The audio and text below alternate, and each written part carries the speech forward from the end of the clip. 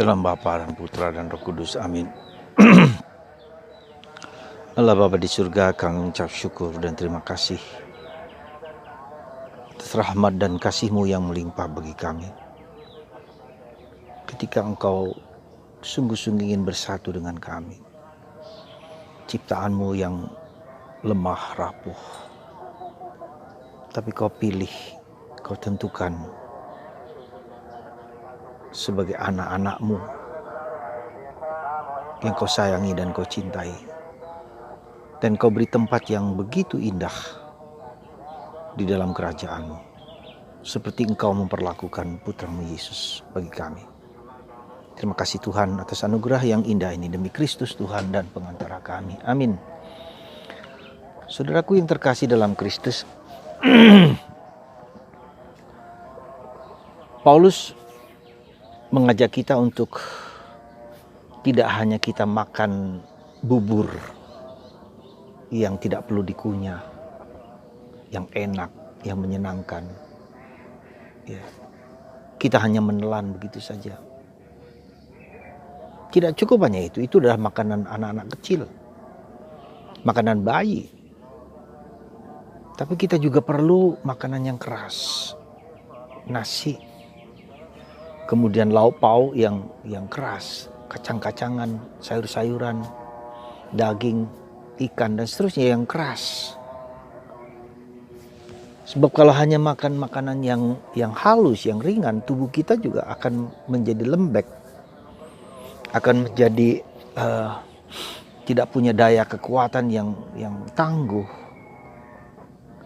Tapi kita juga harus berkembang dan bertumbuh untuk mencoba mencerap, mencecap, mengerti, memahami, ya, merenungkan, berpikir-pikir tentang makna, tentang kehidupan, tentang ajaran, tentang Yesus dan hidup Yesus. Nah, saya mau mengutip bagian pertama ini untuk menyatakan bahwa Yesus pun ketika mengajak para murid, tidak hanya memberikan pengajaran-pengajaran yang biasa-biasa, yang bagus, yang indah, tetapi juga menuntut sesuatu yang lebih dalam. Ajaran Yesus tentang tubuh dan darahnya, tentang roti kehidupan yang memberi kehidupan adalah roh dan kebenaran. Tubuh dan darah, ya, hidup Yesus sendiri yang harus dimakan, yang harus dicerna, yang harus dihidupi. Dan ini bagi orang Yahudi menjadi sesuatu skandal karena apa? Ajaran ini keras karena apa? Karena bagi orang Yahudi darah manusia, darah itu adalah kehidupan. Ya, darah itu kehidupan, maka tidak boleh orang Yahudi untuk memakan darah ayam yang dipotong, binatang yang dipotong untuk dimakan, tidak bisa. Dalam kitab Imamat dilarang keras, dan itu merupakan dosa besar. Dan karena itulah menjadi suatu skandal bagi Yesus ketika dia mengatakan engkau makan tubuh dan darahku. Bagi mereka gak bisa dimengerti itu. Seperti bertentangan dengan perintah hukum Musa, hukum Taurat. Maka sebagian lagi orang pergi, ini ajaran apa yang seperti ini? Banyak orang meninggalkan Yesus. Dan Yesus menantang kepada para rasul, apakah engkau mau meninggalkan aku? Silakan. Untunglah Petrus menjawab, kepada siapa lagi kami akan mengikuti? Sabdamu, kata-katamu, hidupmu adalah roh dan kebenaran. Dan saya yakin Petrus ngomong itu bukan karena Petrus tahu, tetapi karena mungkin Roh Kudus yang menggerakkan mereka untuk berbicara. Karena Petrus pun tidak mampu mengerti, memahami dengan sungguh-sungguh apa kata-kata Yesus itu. Bahkan nanti setelah kebangkitan dan kirim Roh Kudus, mereka dicerahkan pikirannya. Ya. Nah, demikian juga Yesus mengubah darah dan makanan itu menjadi dirinya sendiri. Dan sebetulnya kalau mau dirunut ke belakang, sebenarnya tidak sama sekali bertentangan dengan ajaran hukum Taurat Musa, tidak.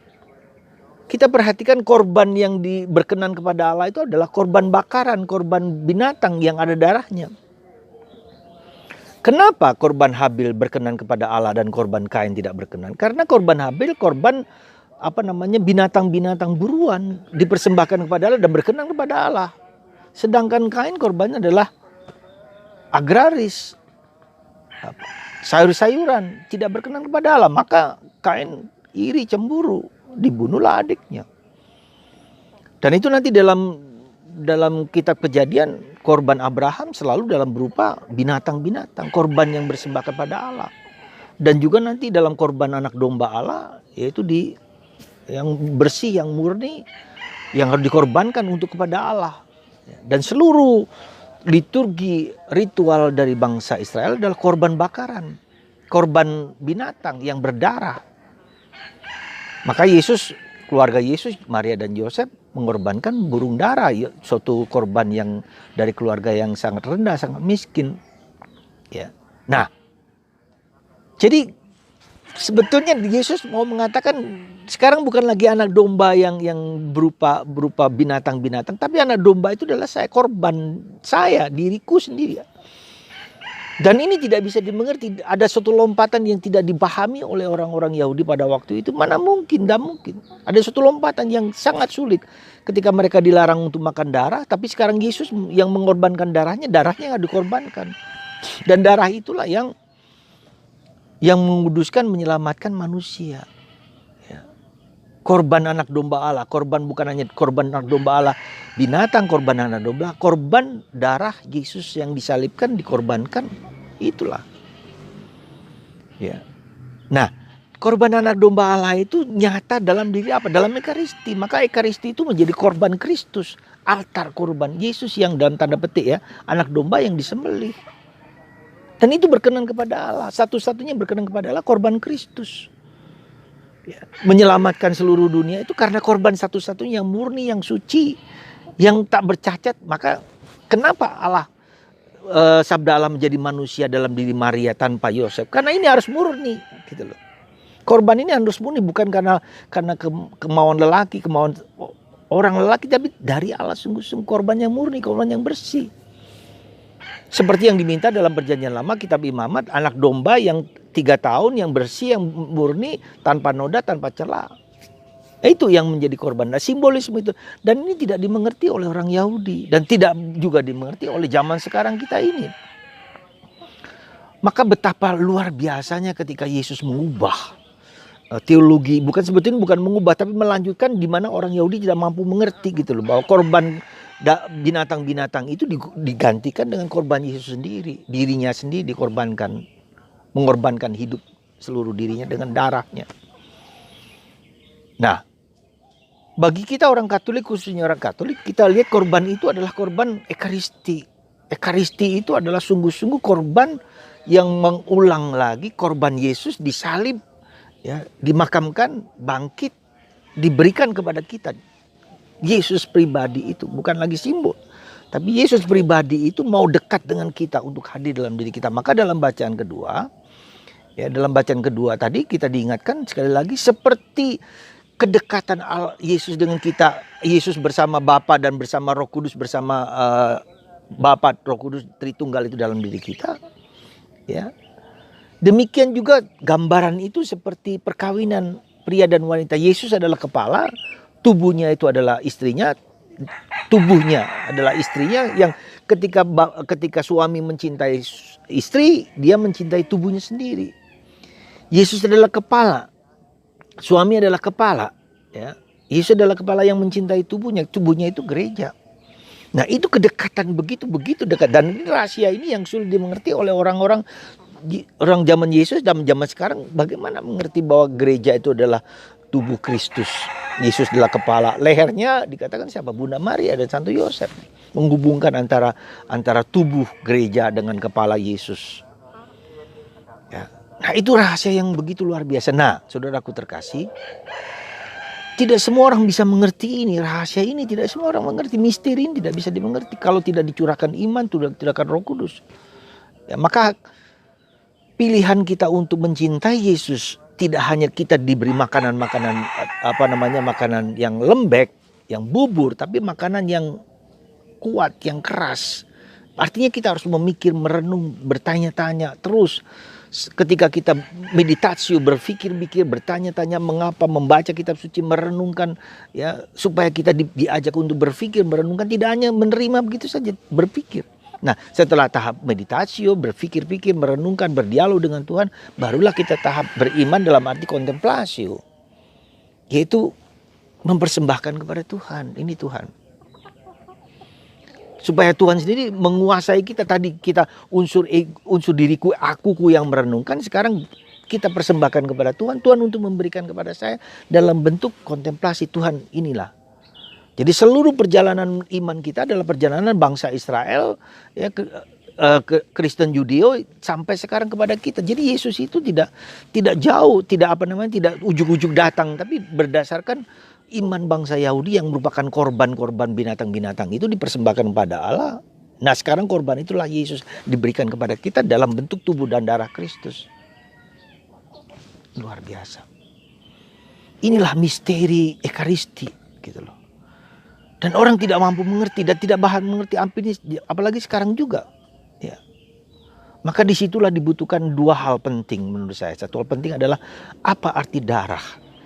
Kita diselamatkan oleh darah korban Yesus, oleh penderitaan Yesus, oleh salib Yesus, bukan oleh mujizat Yesus, tapi oleh salib Yesus. Mari kita menerima segala salib kita, hidup kita yang sulit, yang berat, apapun juga ini. Kita berjuang, kita bergulat, kita mencari, kita bertanya, ya, capek, letih, derita seperti darah yang dikorbankan. Tapi di saat seperti itu kita persembahkan kepada Tuhan. Kita tidak mampu supaya ego kita itu, akuku itu berubah menjadi Yesus yang masuk, mengubah, menggantikan, ya, dalam tanda petik menggantikan, menyatu sebetulnya. Bukan hanya menggantikan tapi menyatu di dalam diriku. Lama-lama kemudian akuku berkurang, egoku berkurang, lalu Yesus yang bertambah. Seperti kata Yohanes, aku harus semakin berkurang, Yesus semakin tumbuh. Nah, itu jadi itu pergulatan kita semua, gitu loh. Di dalam masa pandemi ini juga kita melihat masa di mana kita harus berjuang, bergulat, menderita. Sulit sekali. Maka kita harus bertahan, tetap bertahan, bersandar kepada Tuhan. Dan itu butuh perjuangan sekali lagi. Anda, Bapak, Ibu, segala macam nanti bergulat, berjuang dalam soal ekonomi, dalam soal relasi dengan suami, dengan istri, dengan anak-anak. Semua itu bergulatan dengan gereja. Ya, sulit sekali. Tapi tetap bertahan di dalam iman akan Yesus.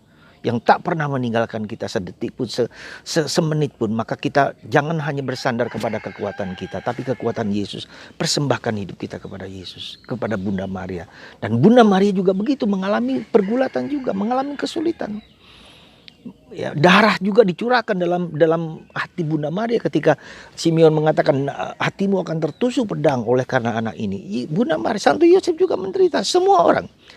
Tidak ada cara lain kecuali penderitaan, dan salib Yesus menjadi penderitaanku, diriku sendiri, dan aku menemukan salib Yesus dalam diriku, salib Bunda Maria dalam diriku, salib Santo Yosef dalam diriku. Ku temukan supaya aku menjadi kuat, tabah, dan mendapatkan karunia yang Tuhan berikan kepada kita.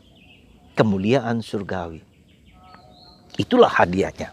Itulah janji yang kita dapatkan dari Yesus. Semoga Anda dan saya, kita semua di saat-saat seperti ini memahami sungguh-sungguh misteri Ekaristi sebagai korban Yesus yang dipersembahkan kepada Allah satu-satunya, dan kita ikut serta dalam korban Yesus itu. Meski kita tidak menerima Ekaristi secara langsung, tapi kita yakin dan percaya di dalam virtual ini pun kita tetap menerima Yesus yang satu-satunya korban berkenan kepada Allah. Tuhan memberkati Anda dan menyembuhkan Anda dari segala macam penyakit dalam nama Bapa dan Putra dan Roh Kudus. Amin.